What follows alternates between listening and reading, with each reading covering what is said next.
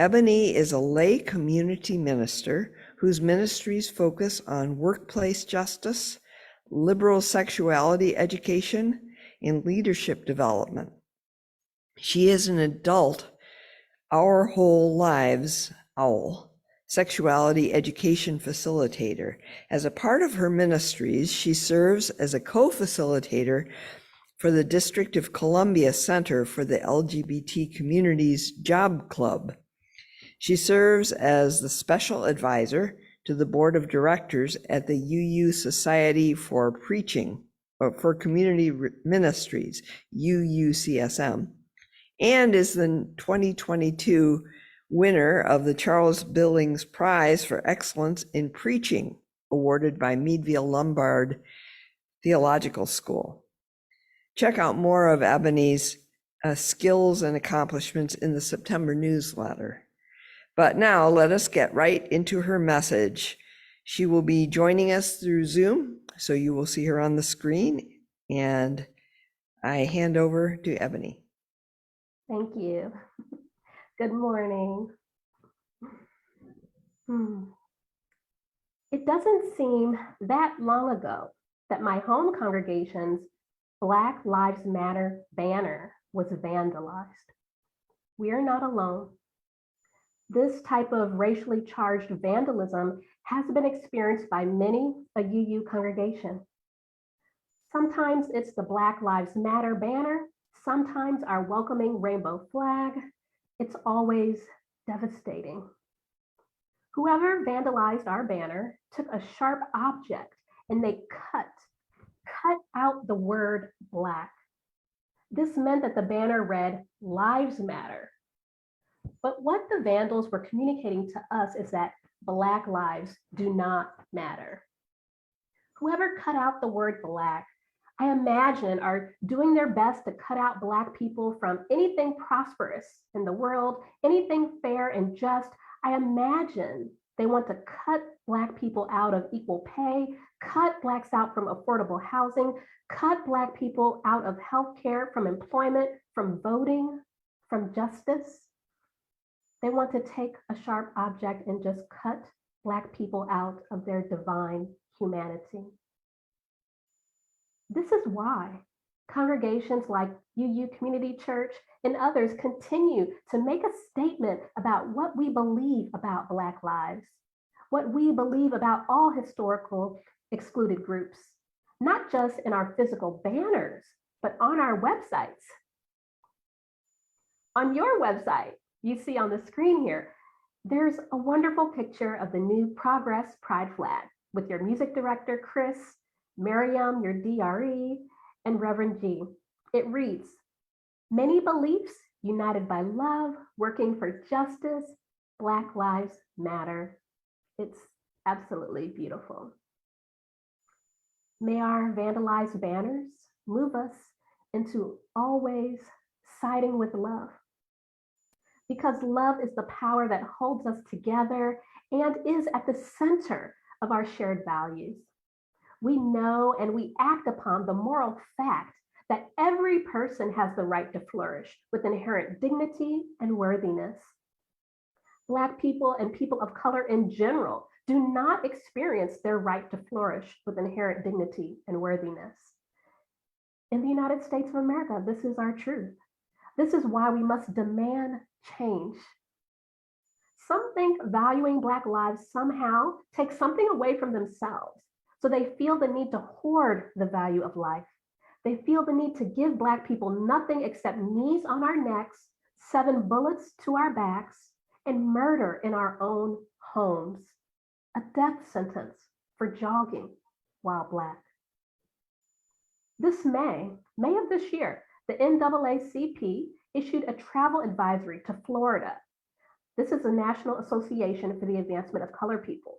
They said, and I quote, "Florida is openly hostile toward African Americans, people of color, and LGBTQ+ individuals. Before traveling to Florida, please understand that the state of Florida devalues and marginalizes the contributions of and the challenges faced by African Americans and other communities of color," end quote. Shortly thereafter, a spokesperson for the governor of Florida called this advisory nothing more than a stunt. They criticized the NAACP as if they were being overdramatic. A few months later, a masked man went into a predominantly Black neighborhood in Florida and murdered 3 Black people using a gun painted with a swastika. Police later learned this person had posted racial writings on social media. Every person has a right to flourish with inherent dignity and worthiness. We have systemic, institutionalized racism in our country. We have unconscious bias and blatant bias, a scarcity mindset.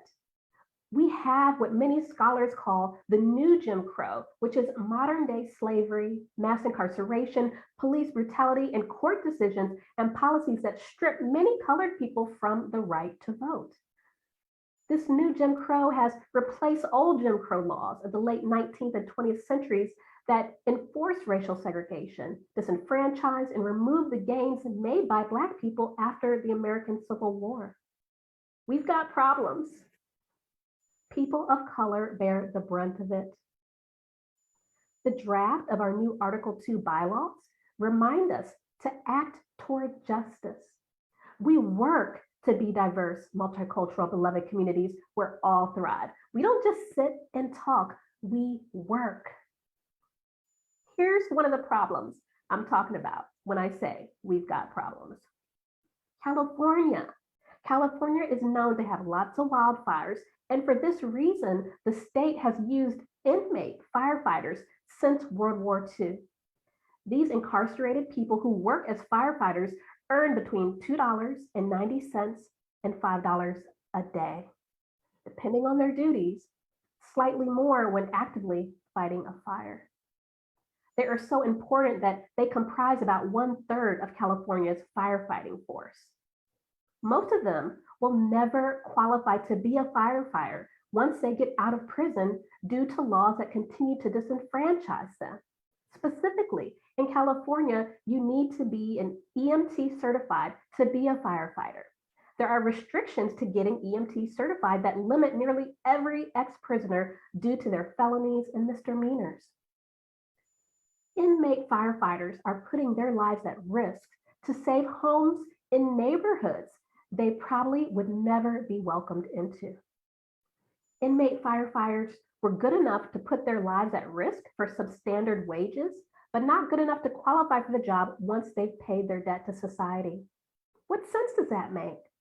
The system is set up to force them to fail. The system wants them to come right back to prison to legally work wages that exploit them to the benefit of those in power. Today, the middle school standards in Florida teach that enslaved people develop skills which, in some instances, could be applied for their personal benefit. This is eerily similar to modern day exploitation where incarcerated people develop firefighting skills that could be applied to their personal benefit, but almost never are because of other laws and practices on the back end that restrict this so-called personal benefit. We know this isn't true. Our faith calls us to dismantle racism and all forms of systemic oppression. We have work to do. Dr. Martin Luther King Jr. said, "Laws cannot make a man love me, but they can keep him from lynching me, and I consider that as pretty important also." I agree. We must use these laws. We need the law to support everything that we've been advocating for. Protests are not enough. Laws must be changed. Just as we had, and in many ways still do have, segregated schools and segregated neighborhoods, we have a segregated criminal justice system. One substandard and racist system for people of color, and another system for everyone else that disproportionately benefits the wealthy. We can have hope, and we should. We also need to be realistic. The truth is, it's difficult to change the heart of someone who's already filled with hate. But we can start with the laws.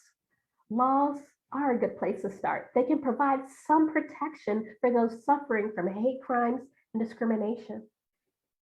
At All Souls Unitarian Church in Tulsa, Oklahoma, Carlton D. Pearson, affiliate minister, gave a sermon I really liked, and I have it in my mind, and he said that experience is not only what happens to us, it's what we do with what happens to us.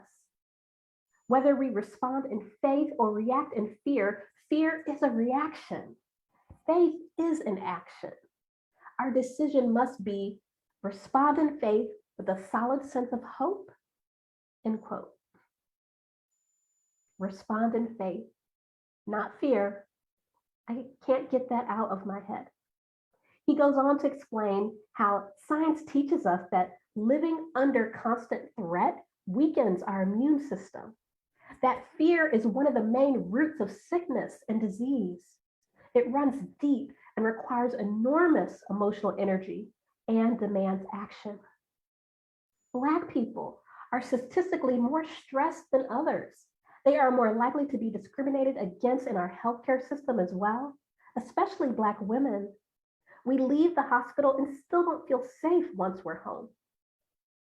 Feeling safe and welcomed in your own neighborhood is a privilege. Black people don't take this for granted. It has been difficult to feel safe or welcomed in our own neighborhoods. And many Black people have decided to create their own neighborhoods out of desperation. Once they've built their own communities, these neighborhoods got destroyed. Hateful people came from their own neighborhoods to the Black ones and burnt them down. Burnt them down. Where can Black people go to live and be safe? In 1855, New York, Seneca's Village was a largely Black neighborhood created by Blacks as a haven. In 1998, there was the racially integrated city of Wilmington, North Carolina. In 1898, actually 1921, there was also Tulsa, Oklahoma's prosperous Greenwood neighborhood. All these neighborhoods, Black people created as a haven. These neighborhoods were terrorized, bombed, and burned to the ground by racists. There are other instances where Black communities were torn to pieces, or its residents were otherwise forced to give up what they worked so hard to create. Many residents were killed or made homeless. The hope for a safe neighborhood haven for Blacks hasn't died. I'm specifically referring to something called the Freedom Georgia Initiative. It's a group of 19 Black families who bought 97 acres of land. Why? To build a safe Black-centric community in Toomsboro, Georgia, with the idea of freedom at its core. I worry about them, though. Will they get torn down, shot up? Will eminent domain legally bring them to their knees, like so many others? Racists don't want Black people to feel safe or free.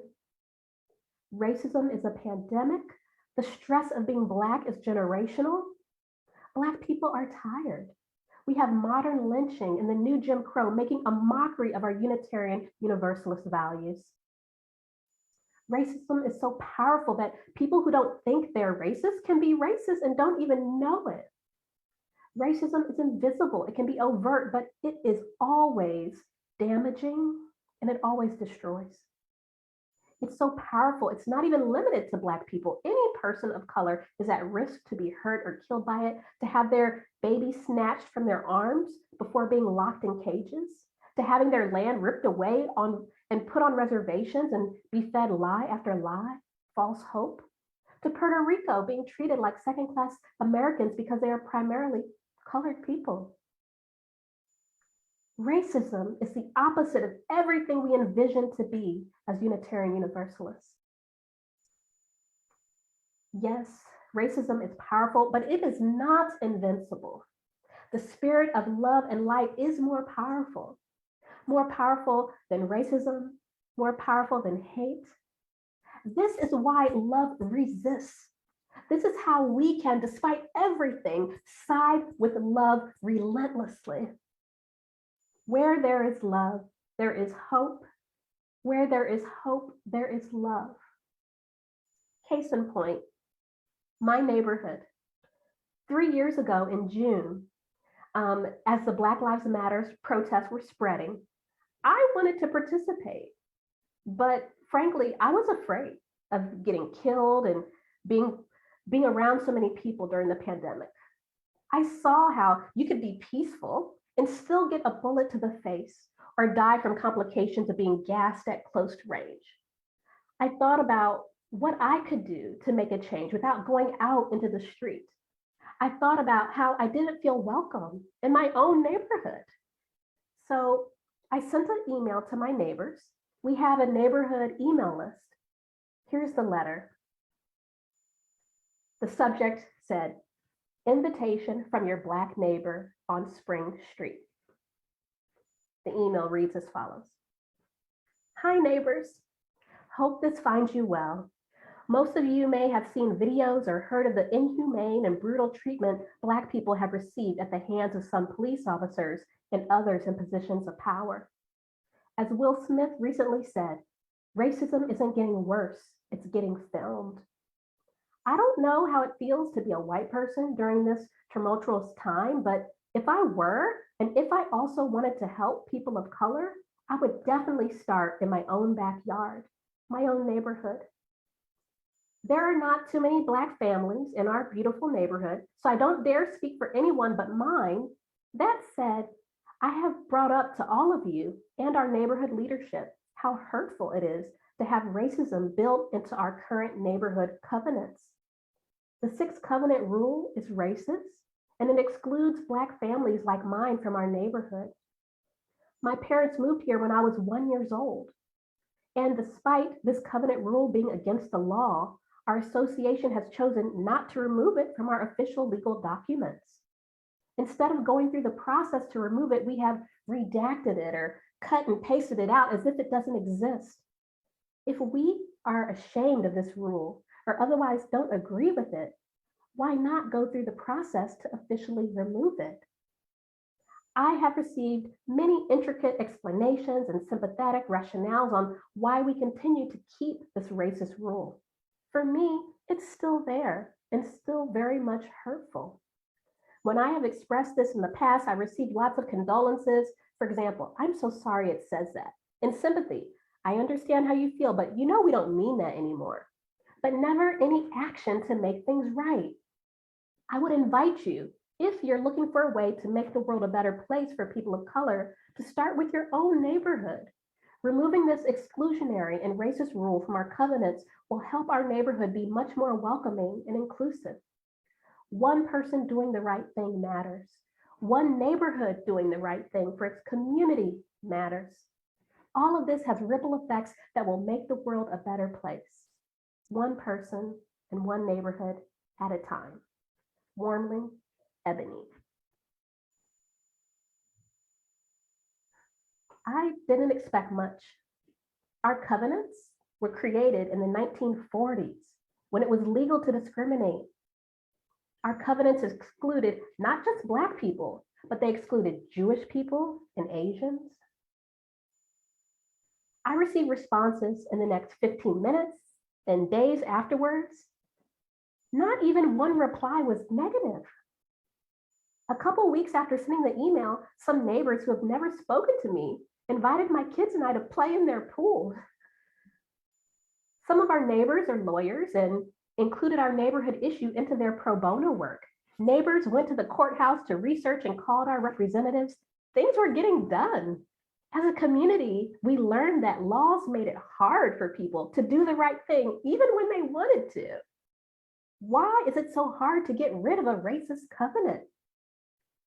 Perhaps because the system doesn't want us to change. We learned nearby neighborhoods had similar discriminatory covenants. We weren't alone. We learned that to change them, we would have to complete a covenant modification intake sheet, get a copy of our current paperwork, with the relevant provisions stricken, and have the documents reviewed and approved by our county's attorney office. And then once approved, get the new covenants with the racially restrictive covenant removed. And then we go to the Land Records Department to bring hard copies of the covenant modification intake sheet and updated neighborhood covenants to the courthouse in person for that department to record the new covenants. It was a lot. Doing the right thing can be hard work. In closing, the humble invitation to my neighbors resulted in positive change. I'm still surprised, but I'm even more grateful. So grateful. Here at UU Community Church, you are called to make positive change even when it takes a lot of work. You have already adopted the eighth principle. Moving forward, will your delegates vote for the draft Article 2 language that includes the spirit of the eighth principle? What else might you act on? You are already doing amazing things. Keep up that momentum. In this season of disgust, when we see Black people murdered in front of their children, shot in their backs, or in their beds at home, in the street with knees on their necks, when we see our white allies abused and threatened, tear gassed, or thrown into unmarked vehicles to be taken to who knows where, in this season of disgust, let's remember, racism and hate are not invincible. We shall overcome. We will get through this. Not only will we survive, love will thrive. Love needs us to speak up, to act, to vote. Amen. Amen.